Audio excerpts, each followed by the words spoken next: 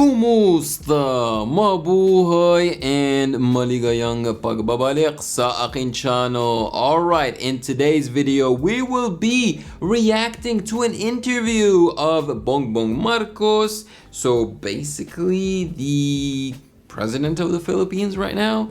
It's not 100% official yet because we haven't seen his oath taking and inauguration. I think it's gonna happen on the 30th of June, I think. But yeah, basically Bongbong Marcos is the new president of the Philippines. He is also the son of Ferdinand Marcos, and today we'll be reacting to one of his pretty special interviews because it's an interview that took place in Hawaii, in Honolulu, if I'm not mistaken, in 1989. I was 2 years old, okay? And he was in exile. There you go. That's why it's so special. Hopefully, most of it is in English, and if it's not, hopefully it's, it has subtitles in English.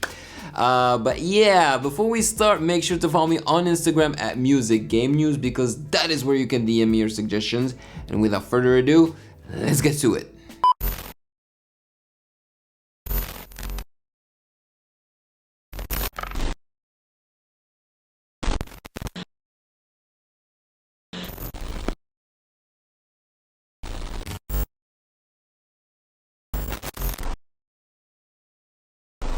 To talk to us this afternoon.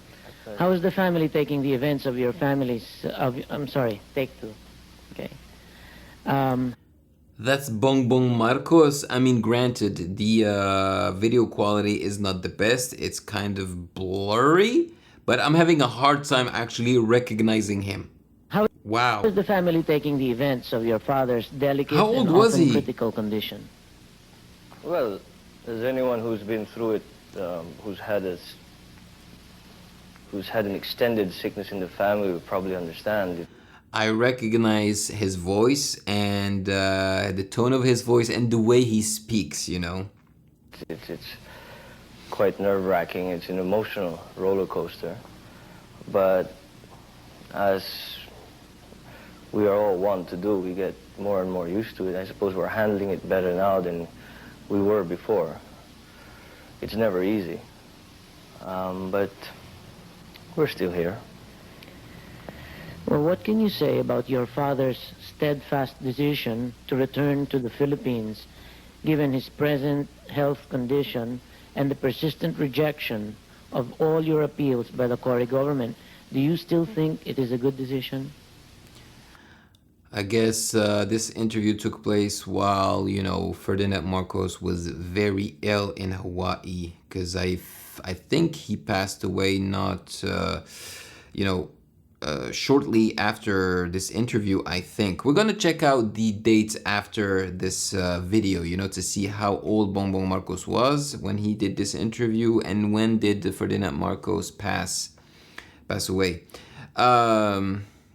What did I want to say? Yeah, here I actually think that Bongbong Marcos, well, actually, his last son looks like Bongbong Marcos. I can see a resemblance between the two. Oh yes, certainly. There are no good reasons for us to stay here. The very basic fundamental question is whether or not we belong here. We do not. Home is in the Philippines, not here.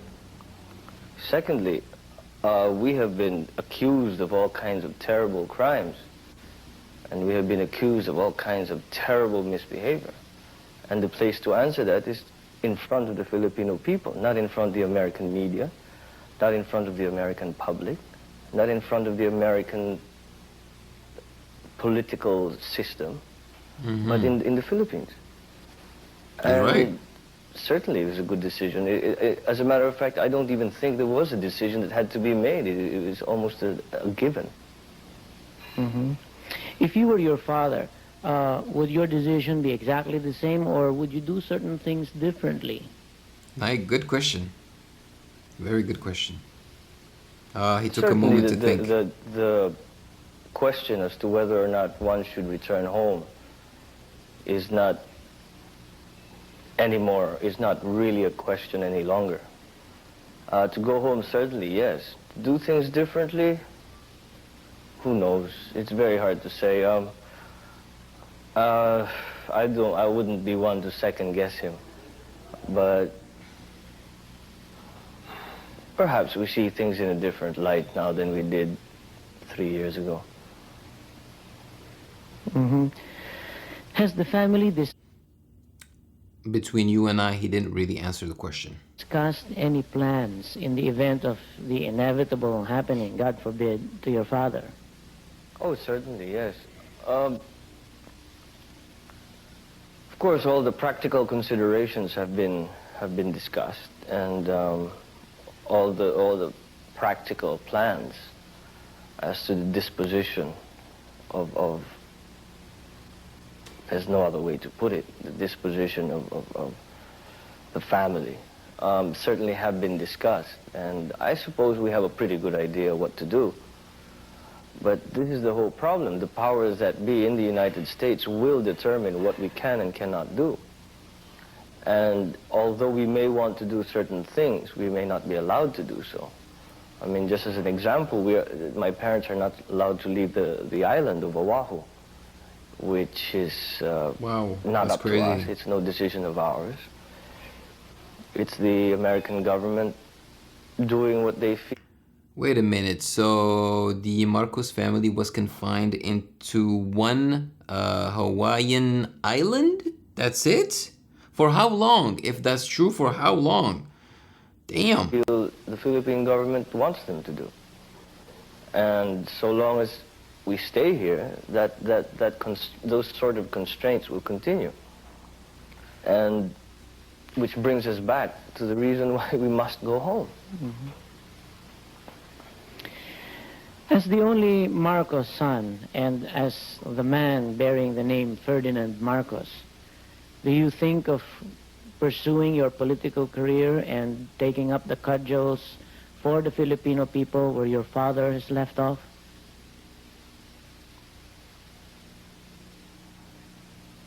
Well, you know, the only way I can answer that question is really to give you a general idea of where my priorities lie. As I mentioned before, obviously there have been many accusations leveled against the family, and all those have to be answered.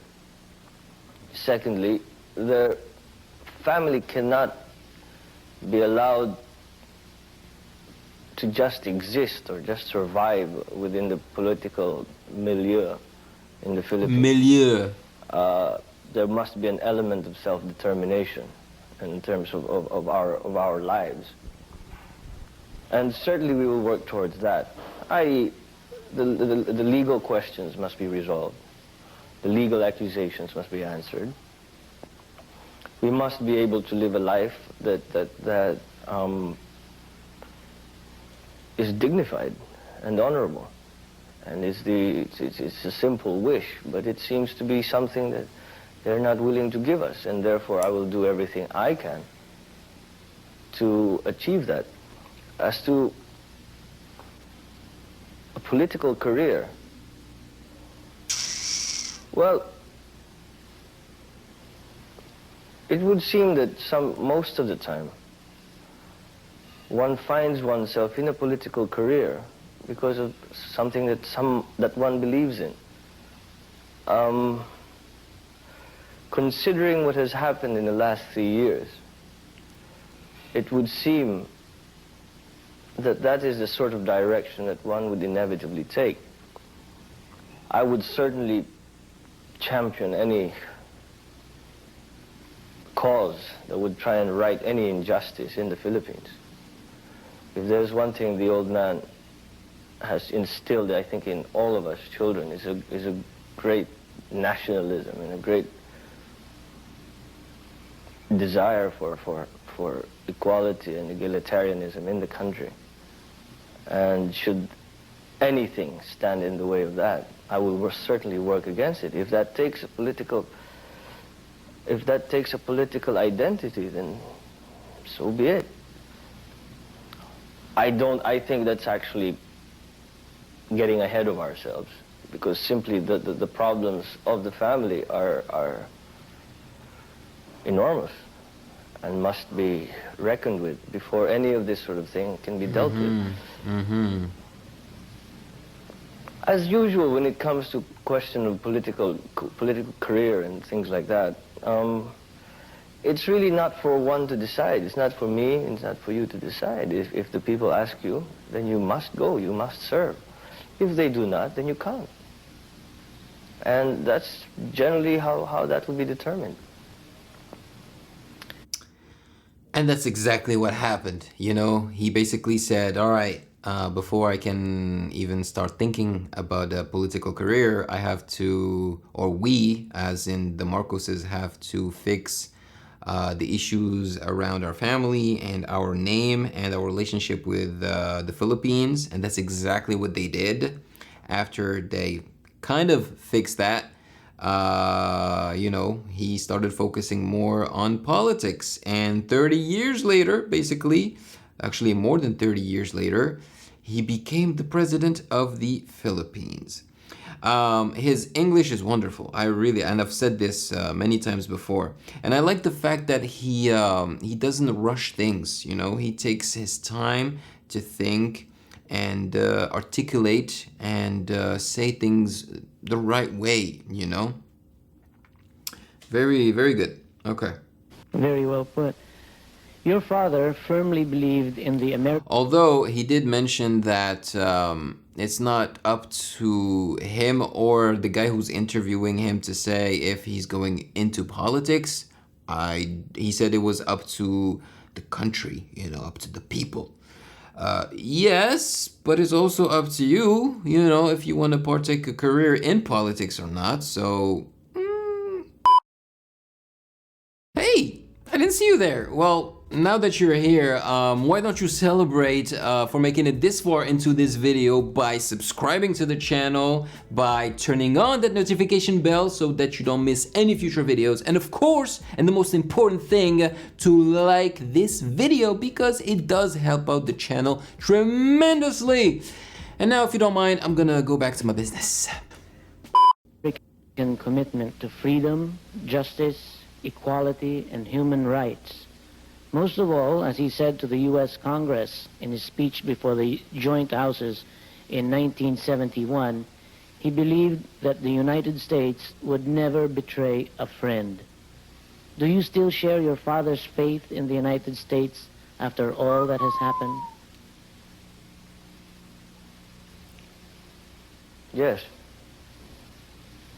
I certainly believe that the United States, America, still stands for something.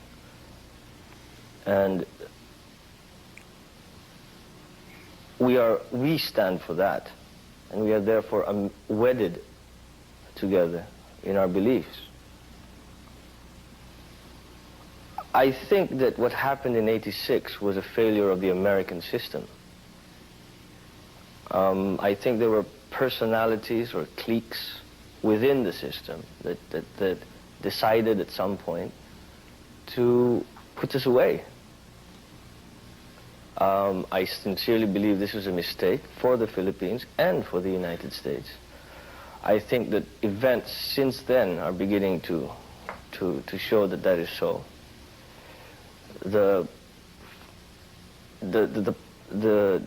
plight of the average Filipino has worsened. Pag-usapan na lang natin ng gulunggong kung gusto mo. Hey, there you go, some Tagalog. And the Americans and the specific interest of the bases, the American bases in the United States, their hold on that has become more tenuous in the last 3 years. And therefore, for the Philippines and for the United States, and I dare say for the Southeast Asian countries for whom democracy is important. SEA. For them all, I think this has been a mistake. Mm-hmm. Now, this is not to say that America has turned on us. Perhaps the powers that be did what they believed was the right thing. having been told what they were told, which unfortunately wasn't true. I just wish, I just hope that they will realize what is truly going on back home. What you and I know, what the country knows, what the average Filipino knows. Life is harder. People are going hungry. The communist insurgency grows worse by the day, no matter what they say. Peace and order in the cities, in the countryside, is getting worse. And no matter how you put it, no matter what ideological buzzwords you care to bring up, that in the end is the measure of the success or failure of your program. And having said that, I will not sit here and tell you how life is in the Philippines. I haven't been there in 3 years. I will ask you, how has it been in the last 3 years? Has it succeeded? Has it failed?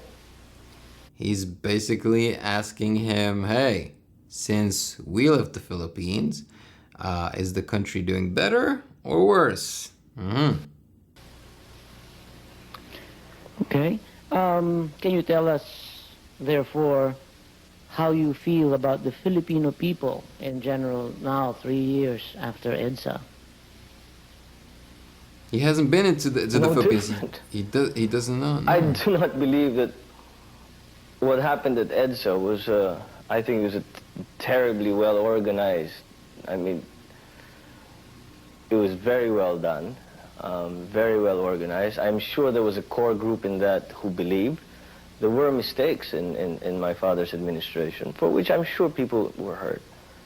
But I do not think, and I didn't think then and do not think now, that that was representative of the majority of the 54 million then Filipinos. I still don't think so. Wait a minute. In 1980, what is it, 86 or 85? He said, what, 54 million Filipinos? In 30 years, that number doubled? Oh my gosh, this earth is in trouble. Seriously, if people don't stop making babies, we're in so much trouble. Wow.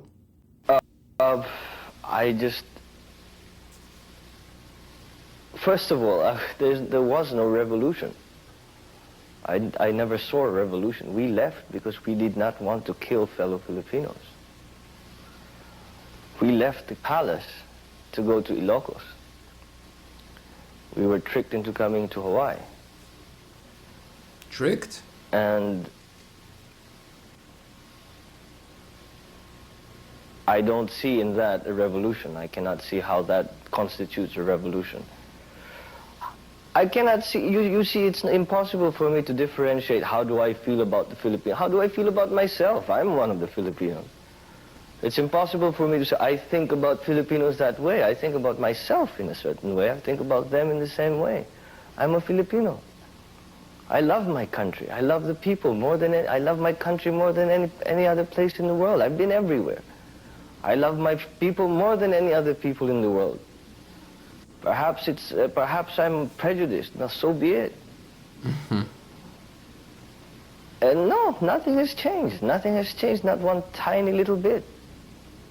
I can't see why it should. They haven't changed. I haven't changed. It's the same. Is there anything you would like to say to address yourself directly to the Filipino people, perhaps in our own language?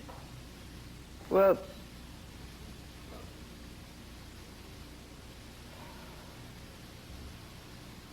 see, he takes his time to think. in spite of how far we are, nandito kami ngayon sa Honolulu, malayo-layo kami sa inyong lahat.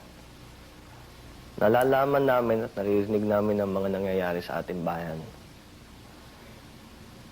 Asahan ninyo na gagawin namin lahat ng kaya namin gawin upang kayo tulungan. But the Filipinos must come to a political maturity at this point in their history. Filipinos must understand that they must exercise their political will for what they believe to be right and what they believe to be just. We know the conditions that they find themselves in now. We know what life is like in the Philippines now. They know much better than we do.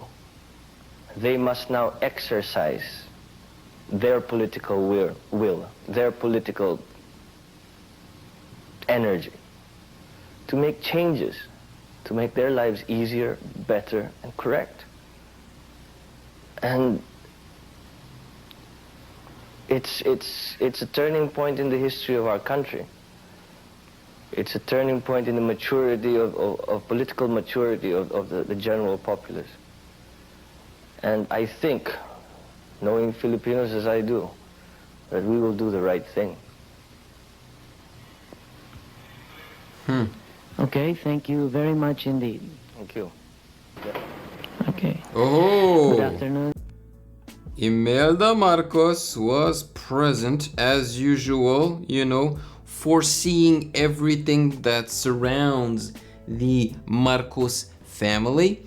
This was very interesting, you know, it really showed us a little bit the mindset of Bongbong Marcos like 30 years ago regarding his country and maybe his plans for a political career. I really like the way he speaks. I said it and I'm gonna say it again. And it's pretty, I think it's also natural that in English he is a little bit slower when he speaks, you know, compared to Filipino. Filipino is his first language, right? Tagalog. So it just comes extremely naturally. It's like me and Arabic, you know, I speak it very fast compared to English and French. So yeah, so I'm curious. I'm gonna do a little bit of research regarding the numbers.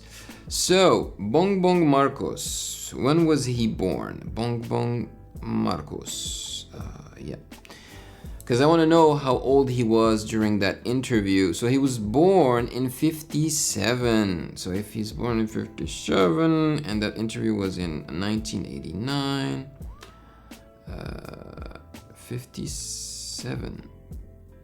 He was already 32? What? Wow.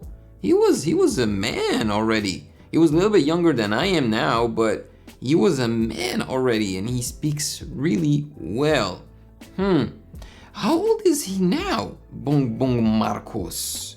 64, okay. I honestly thought he was still in his 50s. But he's already 64 years old. All right. Yeah, makes sense. So 32 years old. When did his father pass away? You know, Ferdinand Marcos. Oh yeah, he passed away in 89. So I guess right after this interview. And maybe that's why they actually interviewed him, you know, because they could feel that, you know, he didn't have much longer to live. Well, this was very, very interesting. Now, all that's left is his inauguration. I will probably react to it because I know that you guys will ask me to react to it. And then, you know, we'll just have to cross our fingers for Bongbong Marcos and VP Sara Zimmerman Duterte to do their jobs properly. All right. Now, let me know in the comment section below your thoughts on this. Maraming salamat po. Thank you so much for joining me as usual. Take care of yourselves and I'll catch you in the next one. Thank you for watching. Subscribe here and please like the video to show your support and appreciation for my work and turn on the notification bell to be pogged for future content. Yayayum!